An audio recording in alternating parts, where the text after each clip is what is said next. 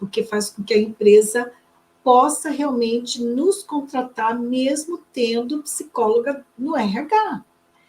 E veja, é tão interessante que quando você tem empresas, né, que você presta serviço na consultoria, e tem profissionais de RH, agora que é um pulo do gato, meninas e meninos, anotem isso, que isso é muito importante, isso é estratégico para você quando você trabalha na consultoria para empresas.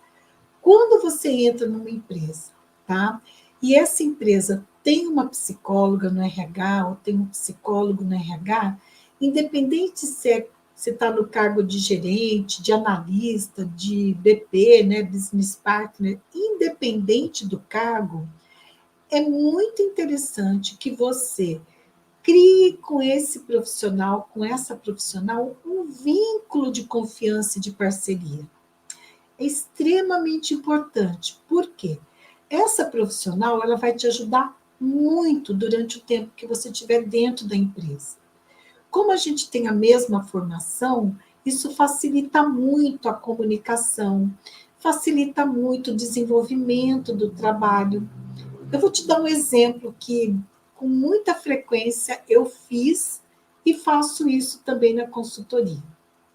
Até eu lembrei de uma agora, que eu vou dar o exemplo dela, uma querida, uma psicóloga aqui. Eu fiz um trabalho numa empresa, né, e eu trabalhei com quase todos os níveis da empresa, níveis hierárquicos. Então, eu trabalhei menos com os diretores, eu trabalhei com os gerentes, líderes, né, de operacional, que fica abaixo do gerente, e com todos os funcionários dessa empresa.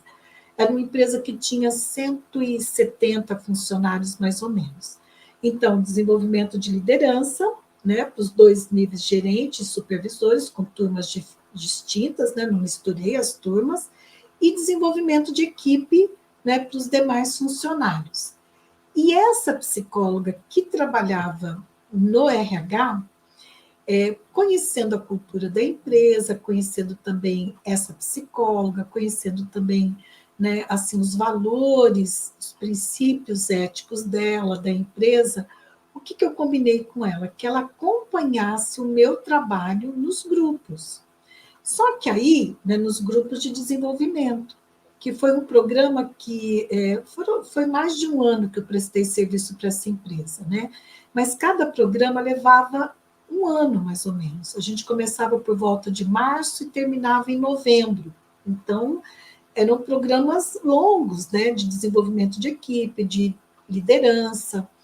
E essa profissional, ela me acompanhava nos programas, ficava como observadora, fora do grupo, né, não intervia nas atividades, nas coordenações minhas, mas ela conseguia, com as informações sobre o funcionamento dos grupos, sobre as questões ali que apareciam, potencializar os resultados do dia a dia. Como?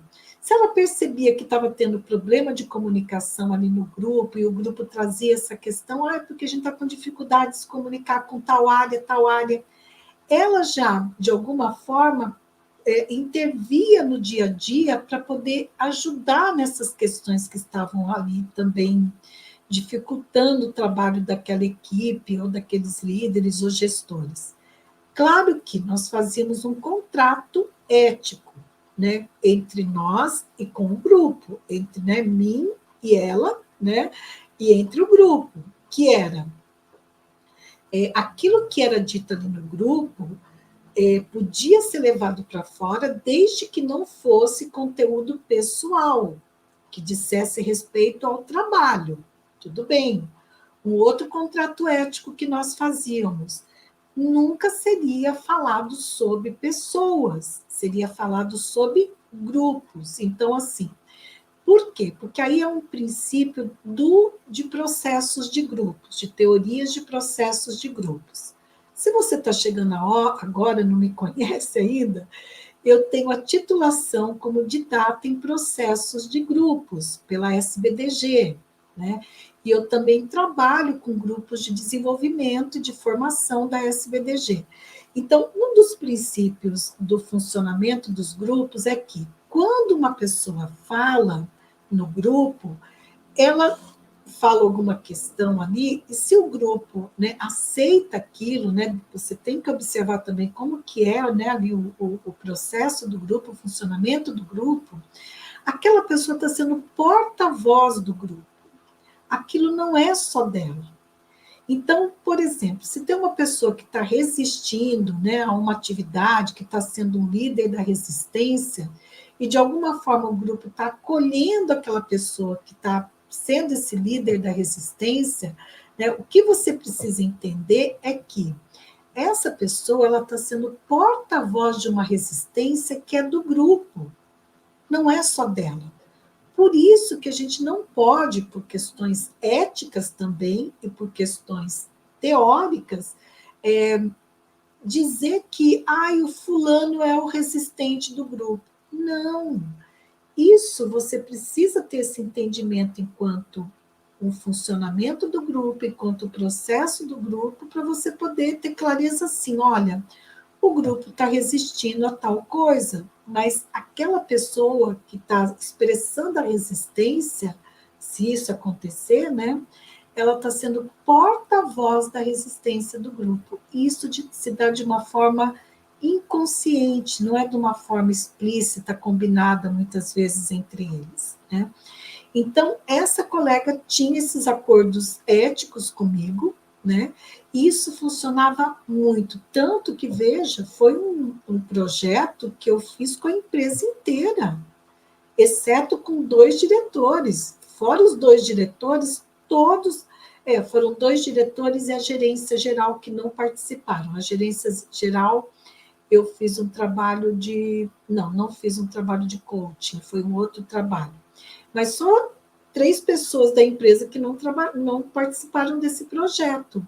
E essa psicóloga foi uma parceira extremamente importante, desde a logística da organização do programa de desenvolvimento, a questão de reserva de hotel, de coffee break, de materiais, tirar xerox dos materiais que eu usava, mandava para ela, providenciar materiais para cada encontro, né? Até essa parte que eu considero mais importante, que é de colher as informações, né, sobre as dificuldades que aquele grupo estava tendo e levar lá para a empresa, para o RH, né, que ela já trabalhava no RH, para aquilo poder ser ajustado dentro da empresa. Se era um problema de comunicação, se era um problema de relacionamento entre áreas, seja lá o problema que fosse. Então, quando você tem profissionais, né, dentro do RH, que são psicólogos e psicólogas, sim, as empresas nos contratam. A minha experiência nesses 22 anos de consultoria é essa. Eu não tenho outra experiência.